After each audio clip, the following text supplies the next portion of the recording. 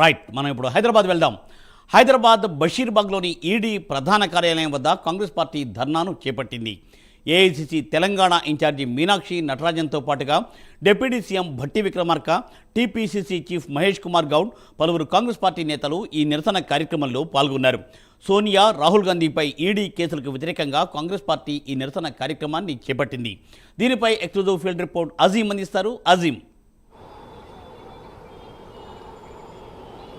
National Herald పత్రికకు సంబంధించినటువంటి case అంశంలో ఏదైతే సోనియా గాంధీ, రాహుల్ గాంధీ పేర్లను ఏదైతే ఈడీ ఛార్జ్ షీట్లో వారి పేర్లను నమోదు చేసింది, ఈ నేపథ్యంలోనే ఏదైతే దేశవ్యాప్తంగా కూడా కాంగ్రెస్ పార్టీ ఏదైతే నిరసనలు, ధర్నాలకు కూడా పిలుపునిచ్చింది. ఇదే నేపథ్యంలో ఈరోజు ఏదైతే బషీర్బాగ్లోని ఈడీ కార్యాలయం వద్ద కాంగ్రెస్ పార్టీకి సంబంధించిన శ్రేణులు పెద్ద ఎత్తున కూడా ఏదైతే ఈడీ కార్యాలయం ముందు ఏదైతే ధర్నా చేశారో అలాగే నిరసన కూడా తెలిపారు. అయితే ఈ కార్యక్రమంలో పీసీసీ అధ్యక్షుడు మహేష్ కుమార్ గౌడ్, అలాగే డిప్యూటీ సీఎం భట్టి విక్రమార్క, తెలంగాణ రాష్ట్ర ఏఐసిసి వ్యవహారాల ఇన్ఛార్జ్ అయిన మీనాక్షి నటరాజన్, అలాగే ఏఐసిసి సెక్రటరీ విశ్వనాథ్, అలాగే కాంగ్రెస్ పార్టీకి సంబంధించినటువంటి నేతలు, అలాగే మంత్రులు శ్రీధర్ బాబు, అలాగే తుమ్మల నాగేశ్వరరావు, కొండా సురేఖ, పొన్నం ప్రభాకర్ వీరందరూ కూడా ఏదైతే హాజరయ్యారు. అయితే హాజరై బీజేపీ ప్రభుత్వంపై అయితే ఎవరికి వారు వారి స్థాయిలో అయితే విరుచుకుపడ్డారని మనం చెప్పుకోవచ్చు. ముఖ్యంగా మనం చూసినట్లయితే నేషనల్ హెరాల్డ్ పత్రిక ఏదైతే దేశ స్వాతంత్రం కంటే ముందు నుంచి కూడా అయితే పనిచేస్తూ వచ్చింది, దేశ స్వాతంత్రం తర్వాత కూడా ఏదైతే ఆ నేషనల్ హెరాల్డ్ కాంగ్రెస్ పార్టీకి సంబంధించినటువంటి పత్రికగా ఏదైతే ముద్ర ఉంది, సో ఈ ముద్రకు సంబంధించినటువంటి అంశంపై తర్వాత నేషనల్ హెరాల్డ్ పత్రికను కొన్ని సంవత్సరాల పాటు మూసివేయాల్సి వచ్చింది. ఈ మూసివేసిన సమయంలో ఏదైతే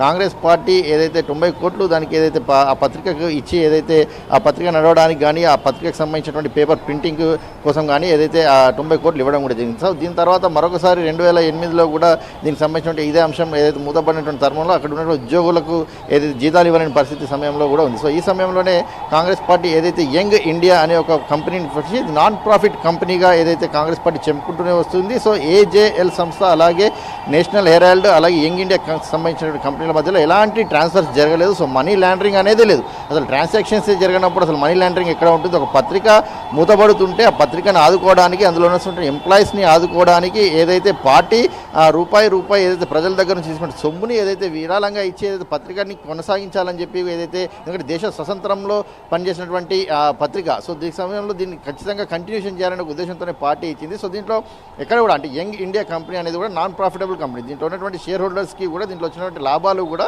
ఎక్కడా కూడా ఎవరికి కూడా అందవు. కేవలం ఏదైతే కంపెనీకి సంబంధించినటువంటి నెక్స్ట్ లెవెల్కి ఏదైతే ఉపయోగపడుతుందో దానికి సంబంధించినటువంటి ఆ డబ్బులన్నీ కూడా అటే ఉపయోగపడతాయి. కానీ ఎక్కడా కూడా ట్రాన్సాక్షన్స్ జరగనటువంటి దానిపై ఏదైతే బీజేపీ రాజకీయ కుట్రలో భాగంగానే అటు సోనియా గాంధీ, రాహుల్ గాంధీని ఎదుర్కోలేకనే ఏదైతే ఈడీ ద్వారా అలాగే ఇతర సంస్థల, ప్రభుత్వ సంస్థల ద్వారా కేసులు పెట్టించి ఇబ్బంది పెట్టించాలని చూస్తుంది. సో ఈ నేపథ్యంలోనే ఏదైతే ఈ నేషనల్ హెరాల్డ్ పత్రిక అంశాన్ని కూడా ఏదైతే తెర మీదకి తీసుకొచ్చింది, 2022లో సమాన్లు ఇచ్చారు. సో ఇప్పుడు మళ్ళీ దీనికి సంబంధించినటువంటి అంశాన్ని తెరపైకి తీసుకొచ్చారు, ఏదైతే ఛార్జ్ షీట్లో పేర్లు కూడా నమోదు చేశారు. సో ముఖ్యంగా దీనికి కూడా ప్రధానమైన కారణాలు కూడా కాంగ్రెస్ పార్టీకి సంబంధించిన నేతలు ఏదైతే ఈరోజు జరిగినటువంటి నిరసన కార్యక్రమంలో కూడా చెప్పుకుంటూ కూడా వచ్చారు. ముఖ్యంగా మీనాక్షి నటరాజన్, అలాగే విశ్వనాథులు, అలాగే పీసీసీ అధ్యక్షుడు మహేష్ కుమార్, డిప్యూటీ సీఎం భట్టి విక్రమార్క మాట్లాడుతూ చాలా స్పష్టంగా వారు చెప్పుకుంటూ వచ్చారు. అయితే దేశ స్వతంత్రంలో ఏదైతే పోరాడినటువంటి కుటుంబం గాంధీ కుటుంబం, దేశ ప్రజల కోసం ఏదైతే తన రక్తాన్ని చిందించినటువంటి కుటుంబం రాహుల్ గాంధీ కుటుంబం, వారికి ఈ పైసలు అనేటివి అసలు సమస్యే కాదు, అసలు లెక్కే లేదు. కానీ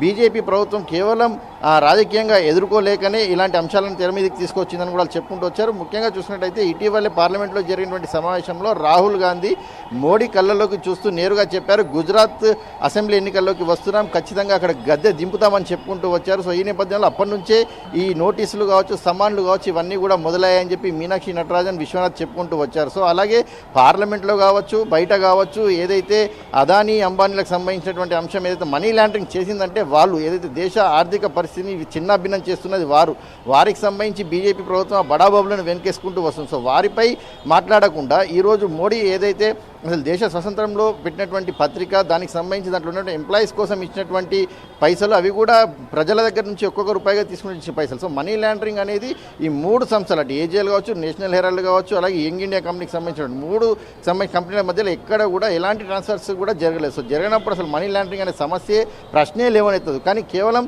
రాజకీయ కుట్రలో భాగంగానే ఏదైతే రాహుల్ గాంధీ ప్రజల కోసం ఏదైతే పోరాడుతున్నారో ప్రతి అంశంపై దేశం మొత్తం కూడా జనగణనలో కులగణన చేయాలనే ఒక అంశాన్ని కూడా చెప్పుకుంటూ వస్తున్నారు. సో ఇలాంటి అనేక అంశాలు రాహుల్ గాంధీ అటు పార్లమెంట్లో బయట అటు మోడీ ప్రభుత్వాన్ని ఇబ్బంది పెడుతున్నారు. మనం చూసాం 2024 పార్లమెంట్ ఎన్నికల్లో కూడా కేవలం ఒక 20 సీట్ల దూరంతోనే ఏదైతే కూటమి ఏదైతే దేశంలో అధికారాన్ని కోల్పోయింది. సో ఈ నేపథ్యంలో రానున్నటి ఎన్నికల్లో ఖచ్చితంగా కూటమి ప్రభుత్వం కావచ్చు కాంగ్రెస్ కీలకంగా వివరించి ఏదైతే అధికారంలోకి వచ్చే అవకాశం ఉంది. అందులో భాగంగానే రాహుల్ గాంధీగా మాట్లాడుతున్నట్టు మాటలు ప్రభుత్వంపై చేస్తున్న విమర్శలు ఏవైతే ఉన్నాయో చాలా నిజాయితీగా దేశ ప్రజల సమస్యల గురించి మాట్లాడుతున్నారు. వారికి ఉన్నటువంటి సమస్యలను ప్రతిదీ ప్రభుత్వం దృష్టికి తీసుకెళ్తున్నారు, అలాగే లేవనెత్తుతున్నారు. అంటే ఏదైతే మోడీ ప్రభుత్వం చేస్తున్నటువంటి విధానాలు ఉన్నాయో ఆ విధానాలను తప్పు చేస్తున్నారో ఆ తప్పు విధానాలన్నింటినీ కూడా బయటపెట్టే ప్రయత్నం చేస్తున్నారు. ముఖ్యంగా ఏదైతే అదానీ అంబానీకి సంబంధించి ఇష్యూ కావచ్చు, ఏదైతే ఆర్థికపరమైన సమస్యలు కావచ్చు, స్కామ్లు కావచ్చు, దేశంలో జరుగుతున్న స్కామ్లు కావచ్చు, అలాగే ఎవరెంతో వారికి అంతా దేశంలో ఏదైతే కులగణనకు సంబంధించిన అంశం కావచ్చు, ఇవన్నీ అంశాలపై కూడా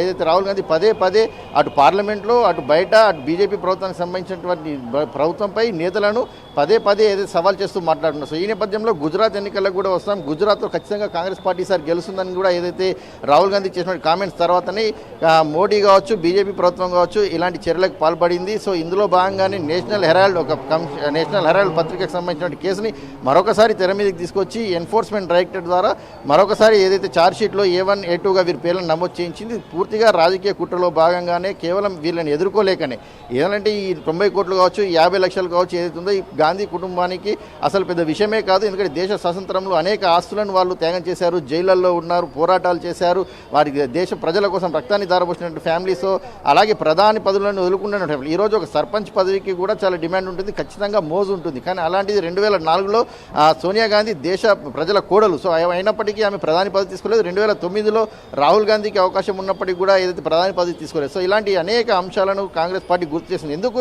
ఈ ధర్నాలు చేయాల్సి వస్తుంది, ఎందుకు ఈ నిరసన తెలపాల్సి వస్తుంది అనే ఒక ప్రశ్న వచ్చినప్పుడు కూడా కాంగ్రెస్ పార్టీకి సంబంధించిన నాయకులు మోడీ ప్రభుత్వం ఏదైతే బీజేపీ ప్రభుత్వం మోడీ సర్కార్ చేసిన దుష్ప్రచారం ఏదైతే ఉందో దేంట్లయితే మనీ లాండరింగ్ జరిగిందని, సో ఈ అంశాలన్నీ కూడా ప్రజలకు తెలియాల్సిన అవసరం ఉంది. ఎలాంటి అవకతవకలు జరగలేదు, ఎలాంటి మనీ లాండరింగ్ జరగలేదు, కేవలం రాజకీయ కుట్రలో భాగంగానే బీజేపీ ప్రభుత్వం కేసులు పెడుతుందని ప్రజలకు కూడా తెలియాల్సినటువంటి అవసరం ఉంది. కేవలం బీజేపీ వారు చెప్పింది ప్రజల్లోకి వెళ్తే కూడా ఒక నెగిటివ్ సెన్స్ వెళ్తుంది. కాబట్టి వీరంతా ఈ నిరసనలు ధర్నాలు కూడా చేస్తున్నామని చెప్పి కూడా కాంగ్రెస్ పార్టీకి సంబంధించిన నేతలు చెప్పారు. సో దేశవ్యాప్తంగా కూడా నేషనల్ హెరాల్డ్పై ఏదైతే ఏసీసీ పిలుపునిచ్చింది, ఇందులో భాగంగా తెలంగాణ రాష్ట్రంలో కూడా పెద్ద ఎత్తున ఏదైతే ఉదయం నుంచి కూడా 3 గంటల వరకు కూడా ఏదైతే కాంగ్రెస్ పార్టీకి సంబంధించిన నాయకులు ఈ నేషనల్ హెరాల్డ్ పత్రికకు సంబంధించిన కేసు విషయంపై నిరసన వ్యక్తం చేస్తూ ఖచ్చితంగా కేసులు వెనక్కి తీసుకోవాలని చెప్పి ఒక డిమాండ్ని కూడా ఏదైతే ఆ కాంగ్రెస్ పార్టీకి సంబంధించిన నాయకులు అయితే అటు బీజేపీ ప్రభుత్వం ముందు పెట్టారు. మూర్తి, థ్యాంక్ యూ అజయం, థ్యాంక్స్ ఫర్ అప్డేట్స్.